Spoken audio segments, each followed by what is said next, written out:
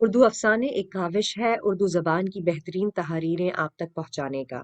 اگر آپ کو میرا یہ چینل پسند آئے تو اس کو سبسکرائب ضرور کر لیں تاکہ آپ کو آئندہ آنے والے ایپیسوڈز اور مزید ناولوں کے بارے میں معلوم ہو سکے۔ اگر آپ اپنی پسند کا کوئی ناول سننا چاہتے ہیں تو آپ اس بارے میں مجھے بتا سکتے ہیں۔ کامنٹ باکس میں میسج کر کے آپ مجھے اپنی پسند کے ناول کا نام بتا دیجیے۔ میں پوری کوشش کروں گی کہ آپ تک آپ کی پسند کو پہنچا سکوں۔ اردو افسانے کے ساتھ بندھے رہنے کا شکریہ۔ اب سنتے ہیں آپ کا پسندیدہ ناول۔ رقص بسمل، تحریر نبیلہ عزیز، قسط نمبر 21۔ آفاق کے چہرے پہ خوشی کے بجائے ایک تاریک سا سایہ لہرا گیا تھا۔ دادی بننے والی ہے؟ وہ زیر لب دہرا کے رہ گیا۔ ہاں ہاں، میں دادی بننے والی ہوں۔ میرے مالک نے مجھ پہ کرم کر دیا ہے، اپنی رحمت سے نواز دیا ہے مجھے، میری جھولی بھر دی ہے۔ سمینہ یزدانی خوشی کی انتہا میں پاگل ہوئی جا رہی تھیں اور فارا کے چہرے پہ زندگی سے بھرپور رنگ دوڑ گئے تھے، جبکہ آفاق کے چہرے کے تاثرات ہنوز وہی کے وہی تھے، عجیب، گمسم اور کھوئے ہوئے۔ اب ہم نے رکنا ہے یا گھر جانا ہے؟ فارا کو ایک نئی فکر لاحق ہو گئی تھی۔ وہ جلد سے جلد گھر جانا چاہتی تھی۔ ظاہر ہے بیٹا، رکنا پڑے گا، تمہیں ابھی مکمل ٹریٹمنٹ کی ضرورت ہے، سمینہ یزدانی اس کی سمت پلٹتے ہوئے بولی۔ لیکن آنٹی، میں گھر جانا چاہتی ہوں، مجھے کوفت ہو رہی ہے اسپتال میں، میری طبیعت اور زیادہ خراب ہو جائے گی۔ فارا بیزار اور روحانسی سی ہو رہی تھی۔ ارے نہیں میری جان، گھبراؤ مت، میں ابھی تمہاری ڈاکٹر سے مشورہ کرتی ہوں، اگر انہوں نے گھر جانے کی اجازت دے دی تو ہم ابھی گھر چلے جائیں گے۔ آؤ آفاق، تم بھی میرے ساتھ آ جاؤ۔ سمینہ یزدانی دوبارہ دروازے کی طرف مڑتے آفاق سے مخاطب ہوئی تھی اور آفاق کسی روبوٹ کی طرح سر ہلا کر ان کے پیچھے چل دیا تھا۔ وہ دونوں ماں بیٹے آگے پیچھے چلتے راہداری میں نکل آئے تھے۔ یہ خوشخبری تمہارے ڈیڈی نے سن لی تو سارے کام چھوڑ چھاڑ کے فوراً اسپتال پہنچ جائیں گے۔ جانتے ہو کتنی خوشی ہوگی ان کو۔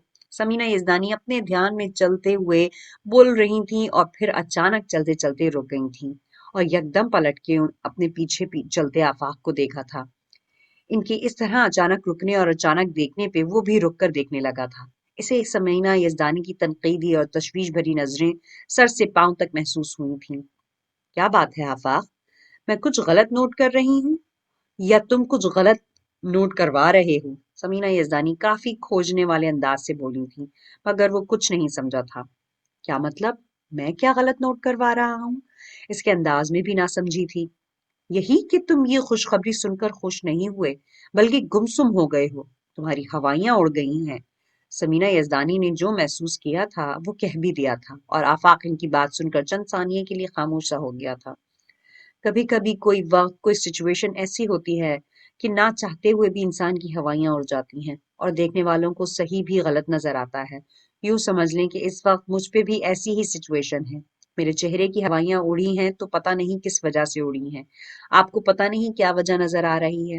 آفاق نے ذرا توقف سے بھرا ٹھہرا ہوا اور سنبھلا ہوا جواب دیا تھا اور سمینہ یزدانی ہمیشہ کی طرح اس بار بھی چپ ہو گئی تھی۔ مسز یزدانی، آپ کو ڈاکٹر بلا رہی ہیں۔ پھر انہوں نے راؤنڈ پہ جانا ہے۔ سامنے سے آتی نرس ان کے قریب آ کے رک گئی تھی اور وہ دونوں ماں بیٹا چونک کر متوجہ ہوئے تھے۔ میں انہی کی طرف جا رہی تھی، سمینہ یزدانی سر ہلا کر کہتے ہوئے آگے بڑھ گئی تھی اور آفاق بھی مجبوراً کے پیچھے چل پڑا تھا۔ تیمور صبح آفس جانے کے لیے گھر سے نکلنے ہی والا تھا کہ رضا حیدر کی آواز پہ اس کے قدم ٹھٹک کے رک گئے تھے۔ آج ذرا جلدی گھر آ جانا۔ ان کی بات پہ تیمور یکدم پلٹا تھا۔ خیریت؟ اس کا لہجہ نہ جانے کیوں تیکھا ہو گیا تھا۔ قیام مرزا کی فیملی آ رہی ہے عزت کو انگوٹھی پہنانے کے لیے، وہ بڑے سکون سے بولے تھے اور انگوٹھی کا سن کر تیمور کے ماتھے پہ بل پڑ گئے تھے۔ ہاں، ابھی صرف انگوٹھی پہنانے آئیں گے یا باقاعدہ انگیجمنٹ کی رسم چند دن بعد ارینج کریں گے اور ساتھ ہی نکاح کی رسم بھی ادا ہو جائے گی؟ رضا حیدر بالا ہی بالا سب کچھ طے کر چکے تھے اور تیمور کو ان کے فیصلے پہ بے اختیار حیرت، اچنبھا اور دکھ ہوا تھا کہ وہ ایسا کیوں کر رہے ہیں۔ اپنے ہی بیٹے کو دودھ میں سے مکھی کی طرح نکال کر پھینک رہے ہیں اور بیٹی کا بھی ذرا خیال نہیں، وہ بیٹی جو ان کی بہت لاڈلی چہیتی اور نازو پلی تھی۔ بابا جان، ایک بات پوچھوں آپ سے؟ تیمور نے کوئی بھی غصہ کرنے کے بجائے بہت ہی مدھم اور دھیمے لہجے میں بڑا عاجزانہ سا سوال کیا تھا۔ پوچھو، انہوں نے بھی جواباً کوئی رعایت نہیں بخشی تھی، بڑا شاہانہ جواب دیا تھا۔ آپ ایسا کیوں کر رہے ہیں؟ کیا آپ کو عزت کی پسند ناپسند کا بھی خیال نہیں ہے؟ آخر وہ آپ کی لاڈلی بیٹی ہے جس نے ہمیشہ ہر چیز اپنی پسند سے استعمال کی ہے. وہ آج یہ کام ناپسند ہوتے ہوئے بھی کیسے کر سکتی ہے؟ تیمور ان کے چہرے پہ نظریں جمائے پوچھ رہا تھا. کر سکتی ہے، ضرور کر سکتی ہے. ہمیشہ ہم نے ہر کام اس کی پسند کے مطابق کیا ہے، ہمیشہ خیال رکھا ہے، تو وہ کیوں نہیں کر سکتی؟ اسے بھی ہماری پسند کا خیال رکھنا پڑے گا. مونس مرزا ہماری پسند ہے اور اسے یہ پسند قبول کرنا ہوگی ہر حال میں. رضا حیدر کا لہجہ اٹل تھا اور تیمور نہ چاہتے ہوئے بھی اس اٹل چٹان سے ٹکرانے کا ارادہ باندھ بیٹھا تھا.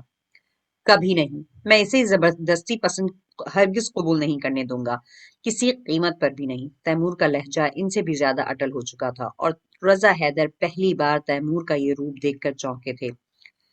تم میری ہی بیٹی کے لیے مجھے ہی چیلنج کر رہے ہو، مجھ سے ٹکر لے رہے ہو؟ ان کا انداز اور لہجہ رفتہ رفتہ تیکھا ہوتا جا رہا تھا. پل میں اتار چڑھاؤ آ رہا تھا. باپ بیٹی کی بات نہیں ہے اور نہ ہی کسی ضد کی بات ہے. بس بات ایک انسانی دل کی ہے جس پہ آپ بلا وجہ جبر کرنا چاہتے ہیں. لیکن میں کبھی جبر اور زور زبردستی کے حق میں نہیں رہا، نہ ہی ایسا کرنے دوں گا. تیمور کے تیور زندگی میں پہلی بار سامنے آئے تھے اور وہ دونوں باپ بیٹا زندگی میں پہلی بار یوں دو بدو ہوئے تھے.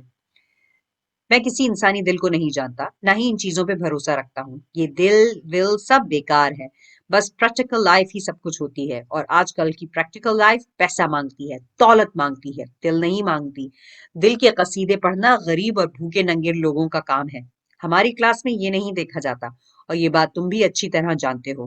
میں عزت کی زندگی سنوارنے کا سوچ رہا ہوں اور تم عزت کی زندگی بگاڑنے کا سوچ رہے ہو. اپنی سوچ کو بدلو اور وہ سوچو جو میں سوچ رہا ہوں.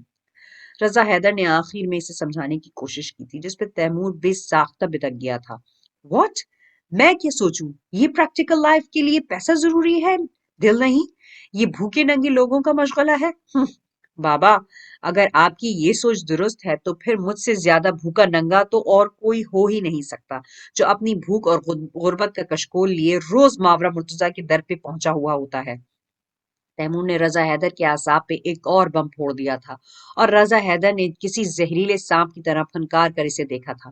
یعنی کہ تم دونوں بھائی بہن ایک ہی لائن پر چل رہے ہو.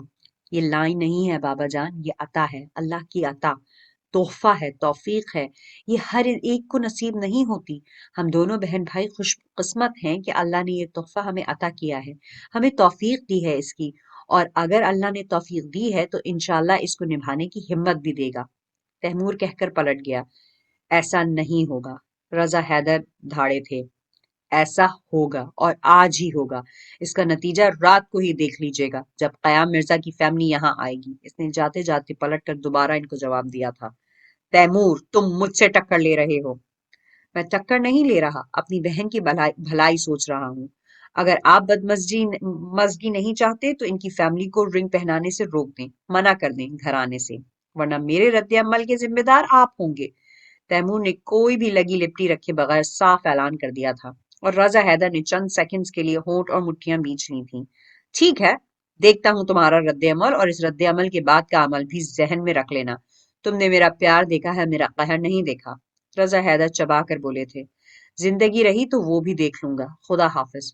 تیمور بھی کہہ کر باہر نکل گیا تھا اور یوں باپ بیٹے کی جنگ کا باقاعدہ آغاز ہو گیا تھا.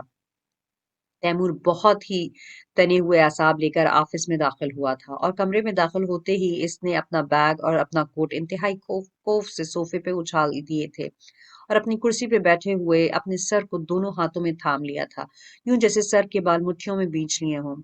آج پہلی بار اس کے گھر کی ٹینشن اس کے آفس تک اس کے ساتھ آئی تھی، ورنہ ہمیشہ وہ اپنے آفس بڑے خوشگوار موڈ کے ساتھ آتا تھا. اب کیا ہوگا؟ بابا جان جیسے پہاڑ سے ٹکرانا ہوگا.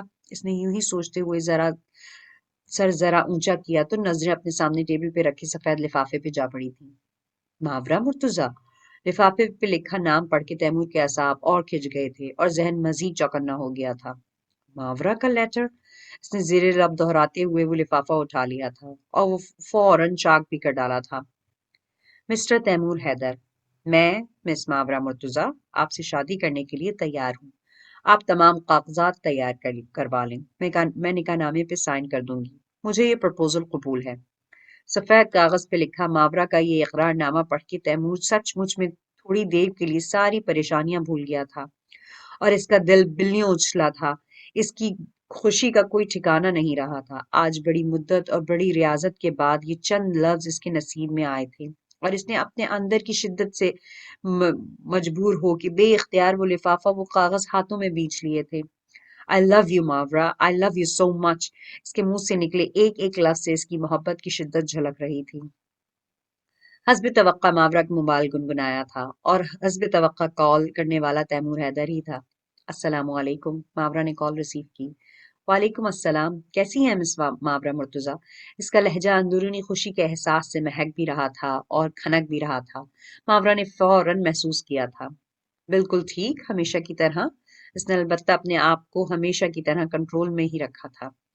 थोड़ी देर के लिए मुलाकात हो सकती है? इसने बड़े इत्मीनान से पूछा था। हाँ, क्यों नहीं? इसने बड़े ठहरे हुए अंदाज से जवाब दिया। नहीं, यहाँ नहीं, कहीं बाहर किसी रेस्टोरेंट में। तैमूर इससे कुछ मामलात पे बात करना चाहता था। ये जरूरी है क्या? इसने काफी संजीदगी से पूछा था। मेरे ख्याल में तो बहुत ज्यादा जरूरी है। तैमूर के लहजे में संजीदगी और शरारत का मिला जुला तासुर था। ओके, अगर इतना जरूरी है तो मिल लेते हैं। आप जगह बता दीजिए। मावरा ने ज्यादा बहस और तकरार करने में वक्त जाया नहीं किया था, इसीलिए जगह का पूछने के बाद कॉल बंद कर दी थी। वो दोनों आमने सामने बैठे एक दूसरे के बोलने का इंतजार कर रहे थे, क्योंकि दोनों के बीच मुतवातर खामोशी हायल थी। मावरा लापरवाही से अपने सामने रखे जूस की ग्लास में स्ट्रॉ हिला रही थी और वक्फे वक्फे से खिड़की से बाहर भी देख रही थी। तैमूर को पता था वो बहुत गहरी लड़की है, खुद से कभी कुछ भी नहीं कहेगी, इसीलिए इसे खुद ही बोलने पर पहल करना पड़ी थी। मैं आज बहुत खुश हूँ। तैमूर बमुश्किल अपनी खुशी के इजहार के लिए अपने अंदर हिम्मत मुस्तफा कर पाया था। जानती हूँ। मावरा ने बहुत एतमाद से इसकी बात से इत्तेफाक किया था, मगर मैं अपनी इस खुशी पे पूरी तरह खुश नहीं हो पा रहा। तैमूर की अगली बात पे मावरा को बेख्तियार ठिठकना पड़ा। क्यों? इसका क्यों भी बहुत बेसाख्ता अदा हुआ था, क्योंकि घर में बाबा जान ने एक और मसला खड़ा कर रखा है। तैमूर इससे सब कुछ शेयर करना चाहता था। मसला? कैसा मसला?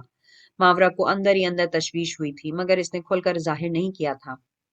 इज्जत के प्रपोजल का मसला। वो अपने दोस्त कयाम मिर्जा के बेटे मुनस मिर्जा का प्रपोजल फाइनल करना चाहते हैं, जबकि इज्जत। तैमूर बात अधूरी छोड़कर चुप हो गया। किसी और को पसंद करती है। मावरा ने इसका जुमला अधूरा जुमला पूरा कर दिया था, मगर तैमूर ने चौंक कर देखा था। आप जानती हैं, बीगुल कहती हैं कि मोहब्बत खुशबू है और खुशबू छुप नहीं सकती। मावरा ने इतने अच्छे तरीके से बात बयान की कि तैमूर भी देखता रह गया था। आप इज्जत के हवाले से क्या इरादे रखते हैं, क्या सोचा है? इसने तैमूर की नजरों की महवियत तोड़ते हुए संजीदगी से पूछा। मैं इसकी पसंद का एहतराम करता हूँ और मुनिस मिर्जा के प्रपोजल पे इज्जत की पसंद को तरजीह देता हूँ। वो भी संजीदगी के लिबादे में आ गया था। That's great. वलीद रहमान वाकई बहुत अच्छा लड़का है, मावरा ने सराहा था और तैमूर एक बार फिर हैरान रह हुआ था कि वो वाकई सब कुछ जानती है, इसके बताने से पहले। लेकिन ये बात बाबा जान के नजदीक कोई अहमियत नहीं रखती। वलीद रहमान अच्छा है या बुरा, इन्हें कोई सरोकार नहीं है। तैमूर ने खफगी से सर झटका। तो आपके बाबा जान की नजदीक क्या चीज अहमियत रखती है? मावरा का सवाल काफी तीखा और नपातुला था। क्लास। तैमूर ने कुछ भी छुपाने की कोशिश नहीं की थी। दूसरे लफ्जों में दौलत, है ना? मावरा ने तस्दीक चाही। हाँ। इसने इस बात में सर हिलाया था। मगर वो तो ना मेरे पास है और ना वलीद रहमान के पास। आपके बाबा जान हमें कबूल कैसे करेंगे? अब की बार इसने सवाल थोड़ा बदल दिया था और वलीद रहमान के साथ साथ खुद को भी शामिल कर लिया था। बाबा जान कबूल नहीं करेंगे तो हमें दूसरा रास्ता अख्तियार करना होगा। तैमूर जैसे कुछ सोचे बैठा था। दूसरा रास्ता? वो चौंकी। कोर्ट मैरिज, इसने मुख्तसरन कहा। मावरा ने बेअख्तियार जेर लब दोहराया था। हाँ, इस मसले का आखिरी हल यही होगा कि मैं इज्जत और वलीद की कोर्ट मैरिज करवाने के बाद खुद भी कोर्ट मैरिज कर लूं। मेरे साथ कोर्ट मैरिज करने में आपको तो कोई एतराज नहीं होगा ना? इसने मावरा को सवालिया नजरों से देखा। वो चंद सानिये चुप रही थी और इसकी चुप पे तैमूर को बेचैनी हुई थी। मावरा। तैमूर के इस तरह पुकारने पे मावरा ने बेसाख्ता इसकी सिमत देखा और दोनों की नजरों का बड़ा नर्म सा तसादुम हुआ था। मुझे इस नाजुक मरहले पे आपकी साथ की जरूरत है। हमारी शादी कभी भी धूमधाम से नहीं हो सकेगी, इसलिए हमें कोर्ट मैरिज ही करना पड़ेगी, अगर आपको बुरा न लगे तो। وہ بہت نرمی سے، تحمل سے، بڑے ٹھہراؤ سے پوچھ رہا تھا۔ ماورا اس کی بات پہ گہری سانس کھینچ کے رہ گئی تھی۔ اوکے، جیسا آپ کو مناسب لگے، مجھے کوئی اعتراض نہیں ہے۔ اس نے رضامندی دے دی تھی اور تیمور کے چہرے پہ خوشیوں کی بارات اتر آئی تھی۔ Thank you Mawra, thank you so much. Taimur نے میز پہ رکھا اس کا ہاتھ اپنے دونوں ہاتھوں میں دبا لیا تھا اور ماورا ایک دم بدک گئی تھی۔ تیمور، اس نے اپنا ہاتھ کھینچا تھا اور تیمور نے اس کے چہرے کے اڑے ہوئے رنگ دیکھ کر مسکراتے ہوئے اس کا ہاتھ چھوڑ دیا تھا۔ گستاخی معاف، بے اختیاری میں ایسا کر گیا۔ تیمور کے لہجے اور نظروں سے شرارت پھوٹ رہی تھی۔ ماورا کا چہرہ نہ چاہتے ہوئے بھی سرخ پڑ گیا تھا۔ آپ عزت اور ولید کی بات کر رہے تھے غالباً، اس نے بات بدلنے کی کوشش کی تھی۔ ہاں، آج قیام مرزا کی فیملی عزت کو رنگ پہنانے کے لیے ہمارے گھر آ رہی ہے اور میں فائنلی بات طے کرنے ولید کے گھر جا رہا ہوں، اس لیے اب دیکھتے ہیں کہ رزلٹ کیا آتا ہے۔ تیمور بات ختم کرتے ہوئے کھڑا ہو گیا تھا کیونکہ ماورا بھی اپنا بیگ بند کر رہی تھی۔ اچھی بات ہے، آپ کے ساتھ ساتھ میرا ووٹ بھی ولید رحمان کے حق میں ہے۔ اگر آپ میں یہ جنگ لڑنے کی ہمت ہے تو ضرور لڑیے، انشاءاللہ جیت آپ کی ہی ہوگی۔ ماورا بھی کہتے ہوئے اپنی جگہ سے کھڑی ہو گئی تھی اور تیمور اس کی ایسی حوصلہ افزائی پہ مزید مضبوط ہو گیا تھا۔ ولید، سنبھل کے! وہ اپنے بستر سے اٹھ کر اسٹک کے سہارے آہستہ آہستہ قدم اٹھاتا کمرے سے صحن میں نکل آیا تھا۔ اب کافی بہتر ہوں امی، آپ پریشان نہ ہوں۔ ولید آج بڑے فریش موڈ میں نظر آ رہا تھا کیونکہ آج بڑے دنوں بعد اس نے زمین پہ قدم جمائے تھے۔ ککو، وحید، باہر نکلو، بھائی کو سہارا دو۔ زبیدہ خاتون نے ولید کے پیچھے نکلتے ہوئے باقی دونوں کو آواز دی تھی اور وہ دونوں اپنا اپنا ہوم ورک چھوڑ کر باہر بھاگ آئے تھے۔ واؤ بھائی، آپ خود چل رہے ہیں! ککو اور وحید خوشی سے چیخ اٹھے تھے۔ آئیے ہم آپ کو واک کرواتے ہیں۔ ککو لپک کے اس کے قریب آئی تھی اور ولید کا بازو تھام لیا تھا۔ ارے میری جان، میں بالکل ٹھیک ہوں، مجھے چلنے دو۔ سہاروں کی عادت پڑ جائے تو اچھا بھلا آدمی بھی اپنے قدموں پہ کھڑا نہیں ہو سکتا۔ ولید نے مسکراتے ہوئے چھوٹی بہن کو سمجھانے کی کوشش کی تھی۔ بہن بھائی سہارا نہیں ہوتے، بازو ہوتے ہیں، اور مشکل وقت میں انسان کے بازو ہی ایسے سنبھالتے ہیں اور اس کے کام آتے ہیں۔ زبیدہ خاتون کام کرنے کے ساتھ ساتھ انہیں سمجھا بھی رہی تھیں۔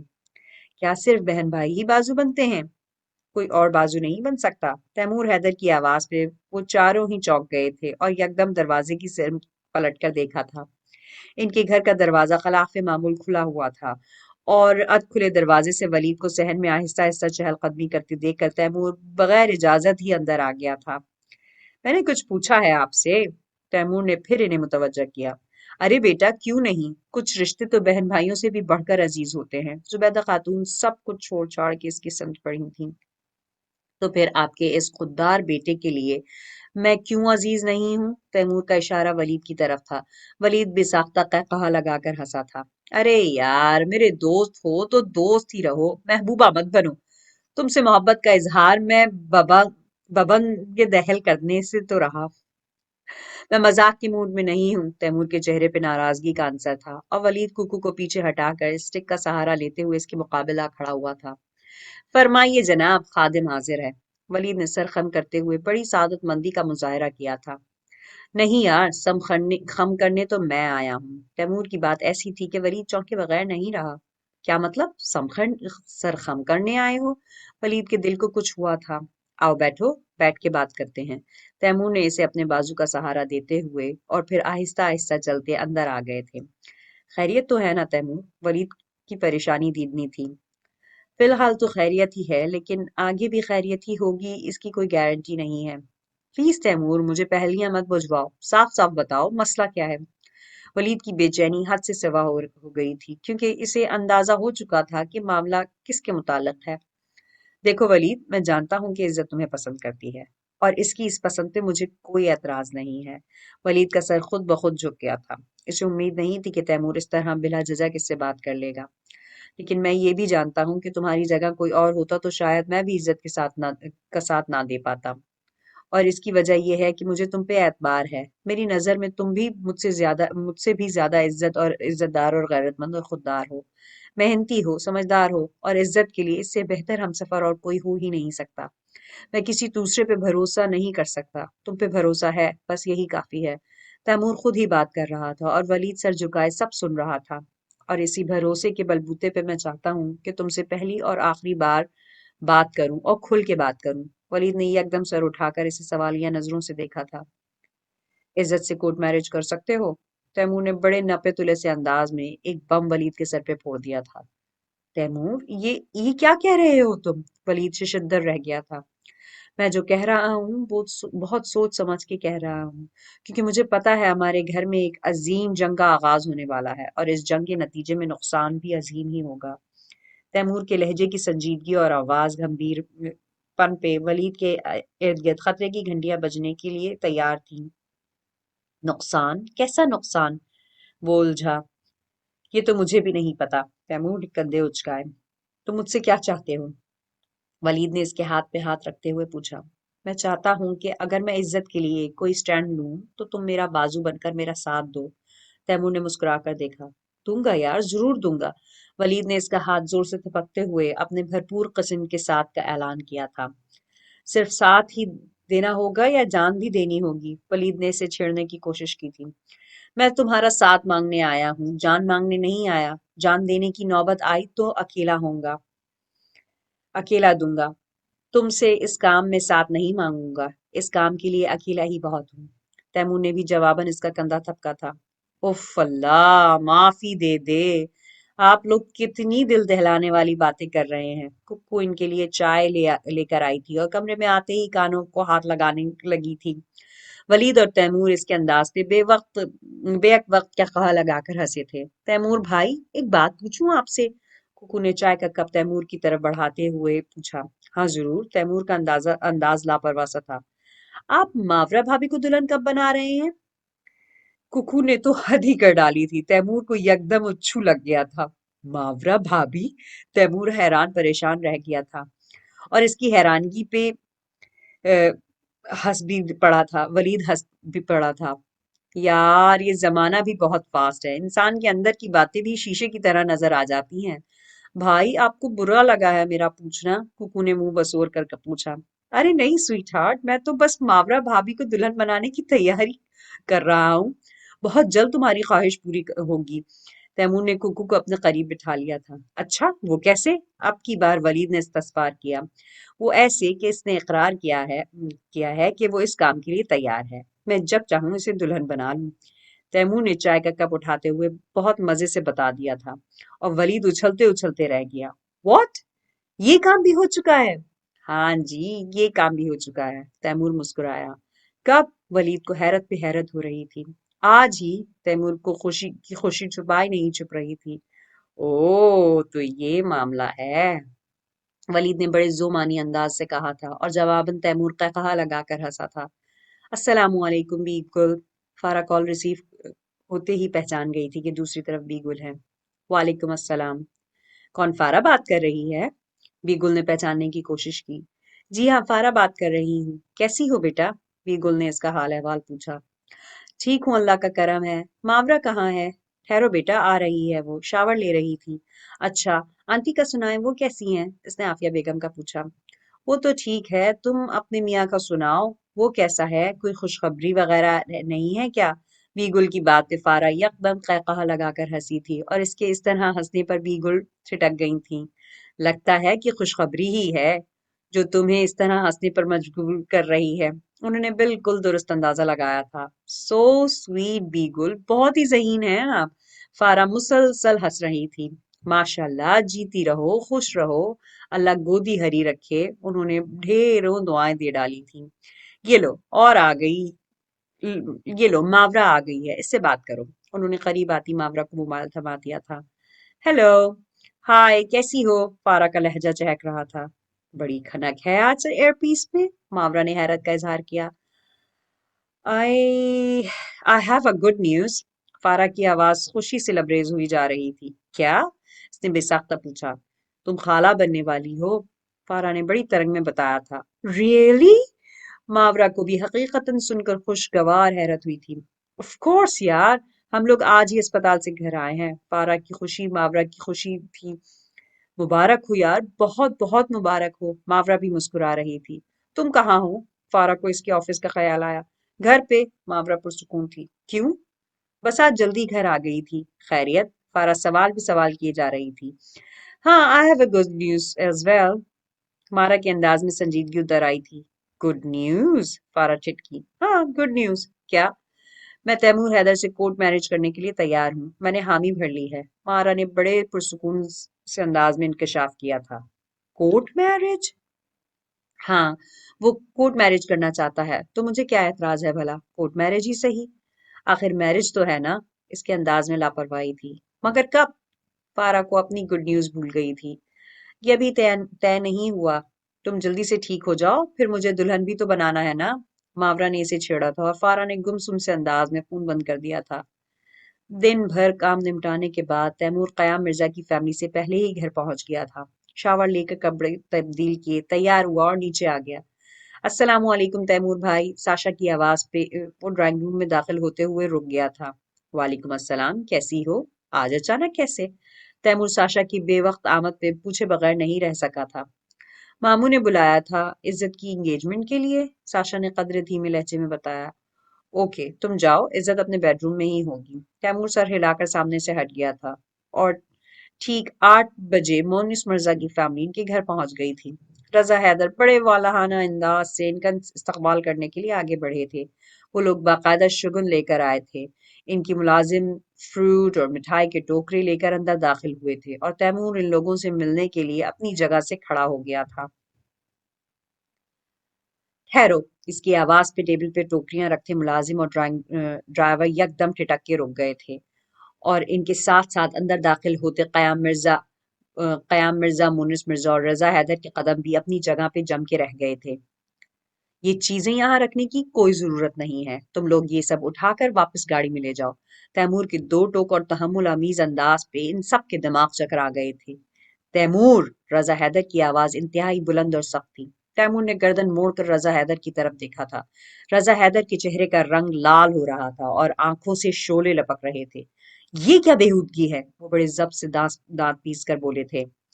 کیسی بےہودگی؟ میں آپ کے مہمانوں کو گھر سے نہیں نکال رہا بلکہ ان کے لائے ہوئے لوازمات واپس بھیج رہا ہوں کیونکہ ان کی ہمیں ضرورت نہیں ہے. تیمور نے بڑے لاپرواہ مگر سنجیدہ سے انداز میں جواب دیا تھا اور اس کے اس جواب پہ قیام مرزا اور مونس مرزا کے چہرے کا رنگ بھی بدل گیا تھا. کیوں ضرورت نہیں ہے؟ یہ عزت کی انگیجمنٹ کا پہلا شگن ہے ان کی طرف سے. رضا حیدر بڑی مشکل سے اپنا غصہ ضبط کرنے کی کوشش کر رہے تھے. جب انگیجمنٹ ہی نہیں ہوگی تو پھر شگن کیسا؟ تیمور نے کندھے اچکائے. انگیجمنٹ کیوں نہیں ہوگی؟ جب بات طے ہو چکی ہے تو انگیجمنٹ بھی ہوگی. رضا حیدر زبان دے چکا ہے. قیام مرزا کی بات پہ تیمور کے بجائے رضا حیدر نے تڑپ کر دیکھا تھا جیسے ان کے وجود پہ کسی نے کوڑا مار دیا ہو. رضا حیدر خود مختار ہیں، اپنا فیصلہ بدل بھی سکتے ہیں. تیمور نے جیسے قیام مرزا کو مطلع کرنا چاہا تھا. فیصلہ بدلنا دوسرے لفظوں میں زبان بدلنا ہی ہوتا ہے برخوردار. قیام مرزا تیمور کے سامنے آ گئے تھے. آپ کے لفظوں میں جو بھی ہوتا ہے مجھے نہیں پتا. بس میں اتنا جانتا ہوں کہ عزت کی انگیجمنٹ عزت کی پسند کے بغیر نہیں ہو سکتی چاہے دنیا ادھر کی ادھر ہو جائے. تیمور بھی اپنے فیصلے پہ ڈٹ چکا تھا اور اس نے قیام مرزا اور مونس مرزا کے سامنے بھی واضح اعلان کر دیا تھا. تو گویا عزت کی پسند کوئی اور ہے. قیام مرزا نے بڑے کام کا نقطہ اٹھایا تھا اور نقطہ بھی ایسا جو رضا حیدر کو آگ لگا کر بھسم کر دینے کے لیے بہت تھا. بالکل عزت کی پسند کوئی اور ہے اور ماشاءاللہ بہت اچھی پسند ہے اس کی. تیمور کا سکون اور اطمینان قابل دید تھا. رضا حیدر تو جیسے خاک ہو چکے تھے. ان کے لاڈلے چہیتے بیٹے نے ان کے دوست کے سامنے ان کی عزت اور ان کی زبان کا بھرم دو کوڑی کا کر کے رکھ دیا تھا. مونس مرزا میں کوئی کمی ہے کیا؟ بس ڈیڈ بس بہت سن لیا. اب اس سے زیادہ نہیں. مجھ میں کیا کمی ہے اور کیا خوبی ہے میں یہ خود بتاؤں گا عزت حیدر کو بھی اور تیمور حیدر کو بھی. کب سے خاموش کھڑا مونس مرزا اپنی ذات کی کمی اور خوبی کے ذکر پہ یک دم بھڑک اٹھا تھا. تم انکل قیام مرزا کے بیٹے ہو اس لحاظ سے میں تمہارا بہت لحاظ کرتا ہوں لیکن معذرت کے ساتھ کہوں گا کہ پلیز عزت کے حوالے سے کوئی ایک لفظ میں برداشت نہیں کروں گا. اپنی خوبیاں بتانی ہے تو مجھے بتاؤ. عزت کو تمہاری خوبیوں میں سے خوبی یا کمی سے کوئی سروکار نہیں ہے. تیمور نے اس کی زبان سے نکلنے والا عزت حیدر کا نام وہیں پہ روک دینا چاہا تھا. اسے فرق نہیں پڑتا لیکن اس کی پسند کوئی اور ہو اور ہونے پہ مجھے فرق ضرور پڑتا ہے اور اس فرق کا نتیجہ میں تمہیں بہت جلد دکھا دوں گا. انتظار کرنا. مونس مرزا نے اسے سر عام دھمکی سے نوازا تھا. जरूर। तैमूर ने लापरवाही से कंधे उचका दिए थे। चलें डैड। मुनिस मिर्जा ने कयाम मिर्जा का बाजू खींचा। ठहरो। कयाम मिर्जा ने बाजू छुड़ा लिया था। मुझे एक बार इसकी पसंद तो पूछ लेने दो। उन्होंने बड़े इस्तहजाइया से अंदाज से तैमूर को देखा था। वलीद रहमान। रजा हैदर की आवाज पे तीनों ने बेक वक्त इनकी तरफ देखा था। अच्छा। कयाम मिर्जा का अच्छा वो काफी लंबा खींचा था और रजा हैदर को सरतापा चुभती हुई नजरों से टटोला था। तो फिर तुम्हारी गैरत और मर्दानगी कहाँ गई? कयाम मिर्जा ने रजा हैदर पर चोट करने में जरा देर नहीं की थी और रजा हैदर के चेहरे की रंगत मजीद लाल हो गई थी। बताऊंगा तुम्हें, जरूर बताऊंगा। फिलहाल तुम अपने घर जाओ। रजा हैदर ने जैसे जहर का प्याला पीते हुए कयाम मिर्जा को इस मौके पे घर जाने का कहा था, और इनके इस कहे पे राबिया बेगम और मिसेस मिर्जा भी एक दूसरे को देखकर रह गई थी। जा रहा हूँ, घर ही जा रहा हूँ, मगर अफसोस कि तुम्हारे घर से बेइज्जत होकर जा रहा हूँ, और इस बात का जहर हमेशा मेरे दिल में रहेगा, याद रखना। कयाम मिर्जा वहां से पलटते हुए एक ढकी छुपी सी धमकी देकर पलटे थे और कुछ फासले पे खड़े तैमूर हैदर को गजबनाक नजरों से देखते मिसेस मिर्जा का बाजू पकड़कर वहां से निकल गए थे। ठीक है दोस्त, फिर मुलाकात होगी। मुनिस मिर्जा ने तैमूर के सामने आकर इससे हाथ मिलाने के लिए आगे बढ़ाया था। इंशाल्लाह बहुत जल्द। तैमूर ने बड़े पुरसुकून और तहम्मुल भरे अंदाज से कहते हुए भरपूर तरीके से इसे हाथ मिलाया था, और फिर मुनिस मिर्जा एकदम बाहर पलटकर चला गया था। ये क्या किया है तुमने? राबिया बेगम ने भी लब कुशाई की थी। इन्हें भी तैमूर का तरीकाकार गलत लगा था। मैंने जो कुछ भी किया है गलत किया है, लेकिन ये बाबा जान भी जानते हैं कि मैंने ये बहुत मजबूर होकर किया है, वरना मैं सुबह ही इनको बता चुका था कि आप लोगों इन लोगों को आने से मना कर दें। इज्जत को ये प्रपोजल पसंद नहीं है, मगर तैमूर की बात अभी अधूरी ही थी कि रजा हैदर दम दम यकदम फट पड़े थे। इज्जत! उन्होंने सोफे के सामने पड़ा क्रिस्टल टेबल एक झुके झटके से ठोकर मारकर उलट दिया था, और टेबल टूटने की और इनके धाड़ने की आवाज दूर दूर तक गई थी।